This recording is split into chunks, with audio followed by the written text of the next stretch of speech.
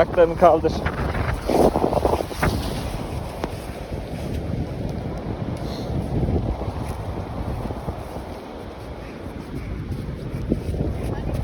Sağa sola yatırma kendini. Ağzını da kapat.